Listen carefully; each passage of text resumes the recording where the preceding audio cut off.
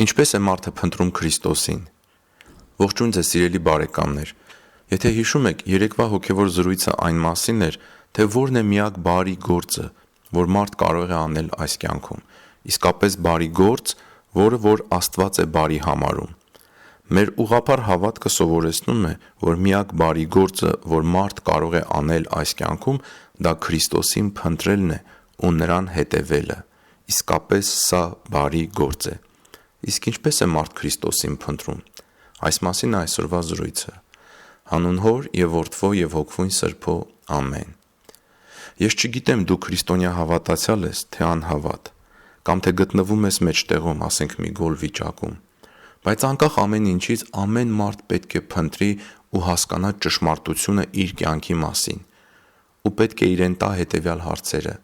Այս հարցերը, որ հիմա կասեմ, որևէ հավատքի հետ կապ չունեն։ Դրա համար հավասար են բոլոր մարդկանց համար։ Այս հարցերը միայն կյանքի մասին ճշմարտությունը փնտրելու համար են։ Ո՞վ եմ ես։ Ինչու եմ ես այստեղ։ Ուր եմ ես գնում։ Ո՞րն է ապրելու նպատակը։ Ո՞րն է բոլոր ճշմարտությունների արմատը։ Ամեն մարդ ինքն իրեն այս հարցերը թող տա։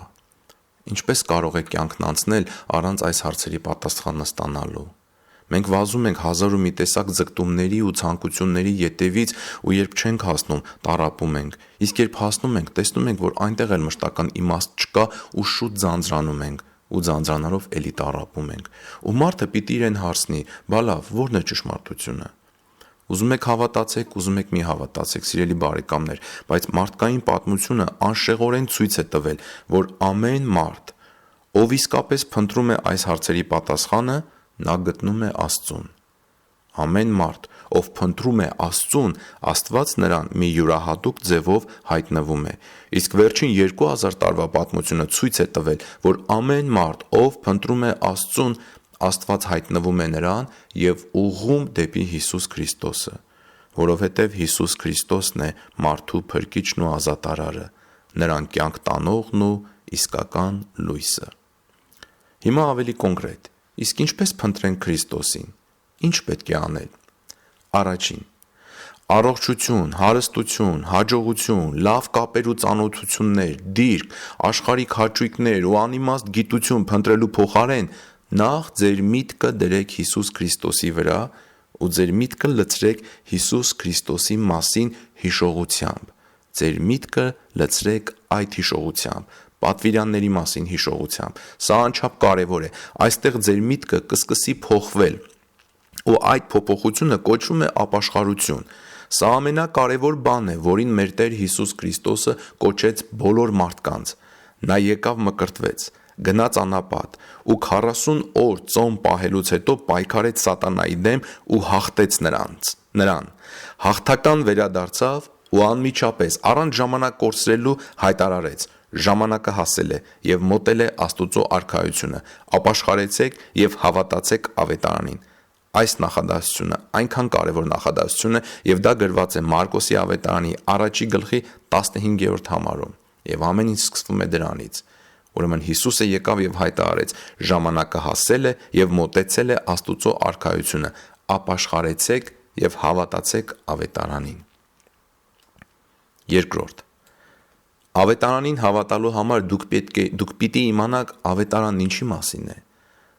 Այդ բարի լուրը, չէ՞ որ ավետարան նշանակում է բարի լուր։ Լավ, ո՞րն է այդ բարի լուրը։ Էդ ինչ ուրախ լուրի մասին է, որ խոսում են և այն կոչում ավետարան մարդու համար։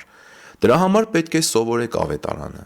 Ավետարանը Աստվածաշունչը միայն համբուրելու համար չի, այն կարդալով մաշեցնելու համար է այդ գիրքը։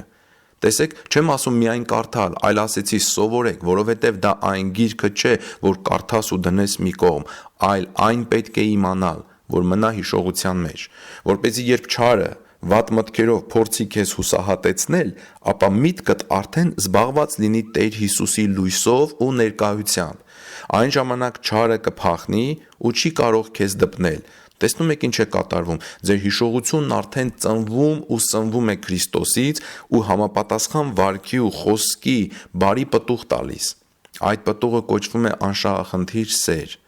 Եվ Հովհաննես առաքյալն ասում է. ով Աստծուց է ծնված, չի մեղանչում, եւ ով Աստծուց է ծնված, պահում է ինքն իրեն, եւ չարը նրան չի մոտենում։ Առաջին նամակ Հովհաննես առաքյալի գլուխ 5:18։ 3. Անդադար աղոթեք։ Ամեն օր աղոթքի ժամեր ունեցեք, գոնե առավոտյան, կեսօրին եւ երեկոյան։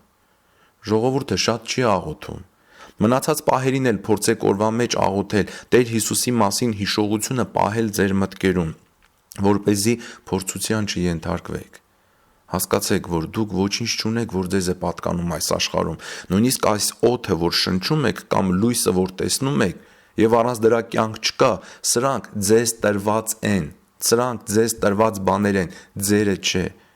Հետևաբար աղոթքի մեջ միայն փառք տվեք Աստծուն եւ ողորմություն խնդրեք։ Իսկ կասկածների ու հարցերի մասին էլ անկեղծորեն խոսեք Աստծո հետ, եւ նա ձեր հարցերին կուղարկի բոլոր պատասխանները։ Եվ 4. Մասնակցեք Քրիստոսի եկեղեցու կյանքին։ Պողոս առաքյալն ասում է, որ եկեղեցին Քրիստոսի մարմինն է ու Քրիստոսն այդ մարմնի գլուխն է։ Եթե դուք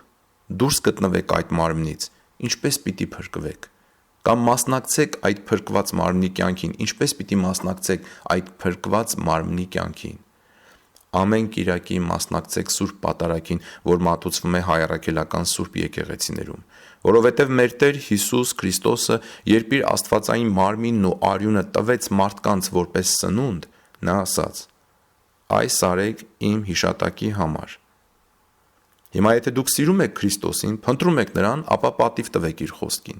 Այս արեք իր հիշատակի համար։ Քրիստոնեական եկեղեցու կյանքից դուրս մնալով դուք չեք հաջողի հոգևոր կյանքի մեջ, իսկ եկեղեցական համայնքային կյանքին հավատքով ու սիրով մասնակցելով դուք կաճեք Քրիստոսի լուսավոր մարմնի մեջ եւ կսնվեք նրանից։ Ամեն կիրակի ձեր առաջին նպատակը օրվա համար պետք է լինի մասնակցել Սուրբ Պատարագին հավատքով, սիրով, սովորելու ցանկությամբ եւ երկյուղացությամբ։ Սիրելի բարեկամ, ինչպես տեսնում ես, Քրիստոսին փնտրելը մտքի պայքար է։ Հիշողությունը Քրիստոսով լցնելն է։ Դրանից քո մոտ կծնվեն ուրիշ տեսակի գործեր, ուրիշ տեսակի խոսքեր եւ ուրիշ տեսակի մտքեր։ Քո կյանքը կփոխվի ու դու կսկսես աճել ու ճաշակել իսկական քաղցրություն։ Քաղցրություն, որ երբեք քեզանից չի վերցրվելու, այլ հավիտենական քեզ հետ է մնալու։ Աստծուն փնտրելն ու գտնելը դժվար չէ։ Աստված ամենուր է։ Երեմիայի մարգարեության 23-րդ գլխի 23-րդ հատվածում ասում է. նա ասում է. «Ես մերձավոր Աստված եմ, ոչ թե հեռավոր Աստված»։ Ինչ հուզիչ խոսքեր են։ Իսկ հայտնության գրքի 3-րդ գլխի 20-րդ համարում Տերն ասում է. «Ահավասիկ ես դռան մոտ եմ, դռան առաջ եմ, բախում եմ։ Եթե մեկը ականջ դնի իմ ձայնին եւ բաց անի դուռը, կմտնեմ նրա մոտ եւ կընթրեմ նրա հետ եւ նա ինձ հետ»։ Տեսնում եք ինչքան մոտ է Քրիստոսը։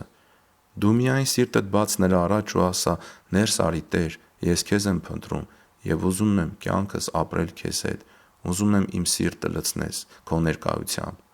Նա սպասում է քեզ, թե երբ պիտի իսկապես սիրտդ բացես նրա առաջ ու ներս հրավիրես նրան, որովհետև Աստված բնակվում է մաքուր սրտերում ու որ իրեն հրավիրում են ներս։